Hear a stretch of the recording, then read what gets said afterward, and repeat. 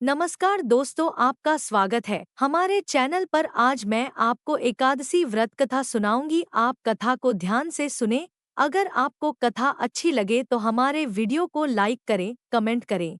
तो आइए कथा सुनते हैं। एकादशी व्रत कथा। भगवान विष्णु की महिमा। प्रस्तावना।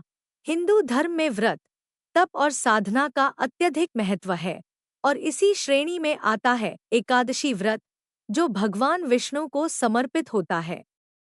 एकादशी का शाब्दिक अर्थ है 11, और यह व्रत हर महीने के शुक्ल और कृष्ण पक्ष की 11वीं तिथि को किया जाता है।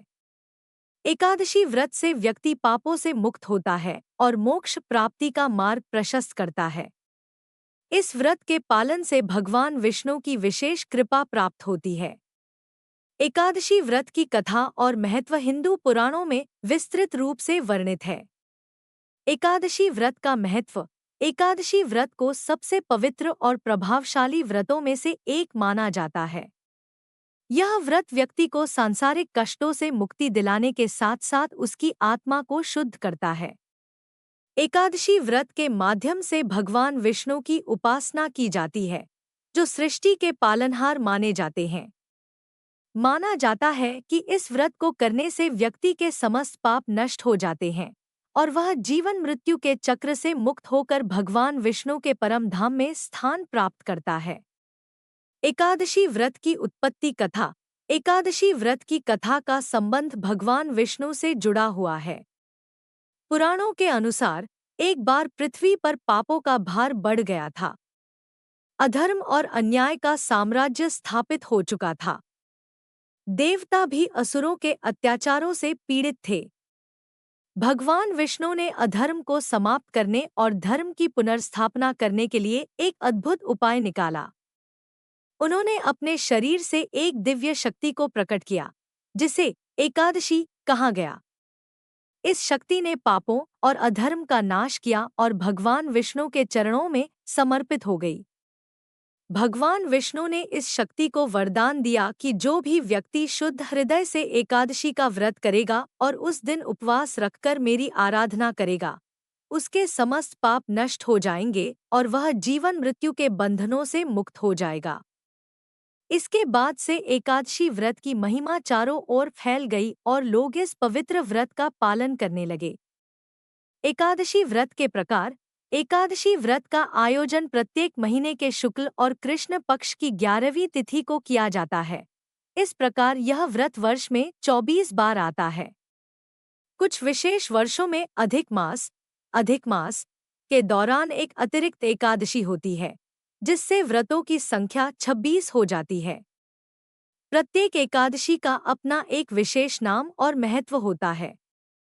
प्रमुख एकादशियों में वैकुंठ एकादशी, निर्जला एकादशी, देवशयनी एकादशी और मोक्षदा एकादशी शामिल हैं। एक वैकुंठ एकादशी, यह सबसे महत्वपूर्ण एकादशी मानी जाती है, जिसे भगवान विष्णु के निवास वैकुंठ के द्वार खुलने का दिन माना जाता है। इस दिन व्रत रखने से व्यक्ति को मृत्यु के बाद वैकुंठ धाम में स्थान मिलता है। 2. निर्जला एकादशी।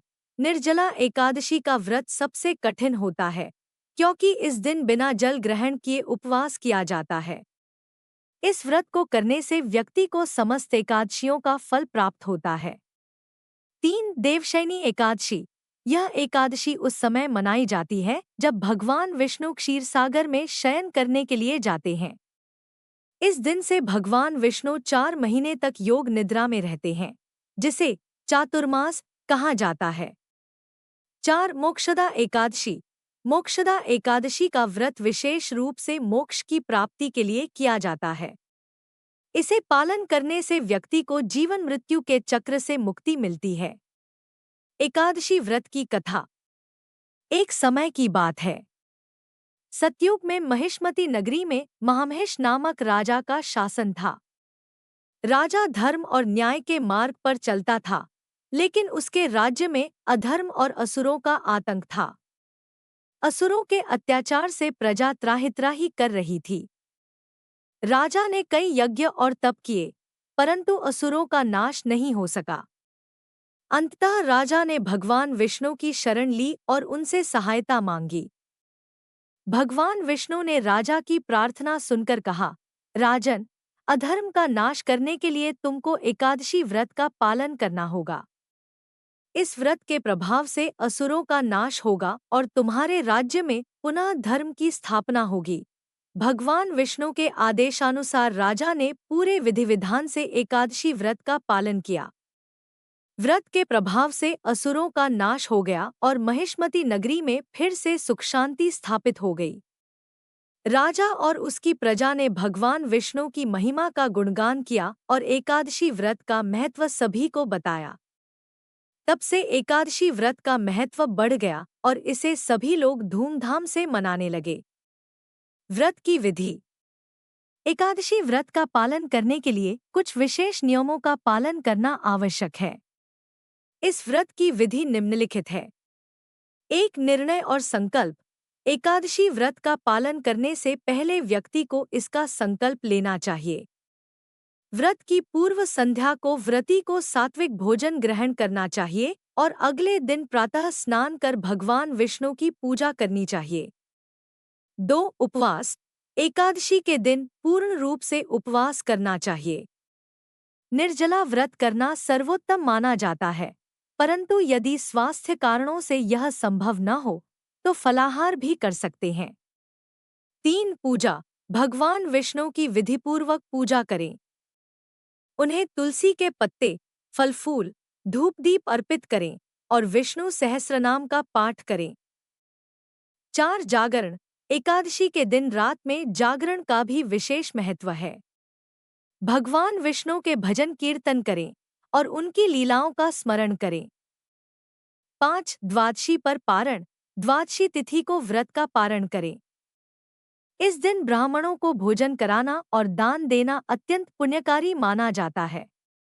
भगवान विष्णु आपकी हर मनोकामना पूर्ण करें। धन्यवाद। राधे राधे।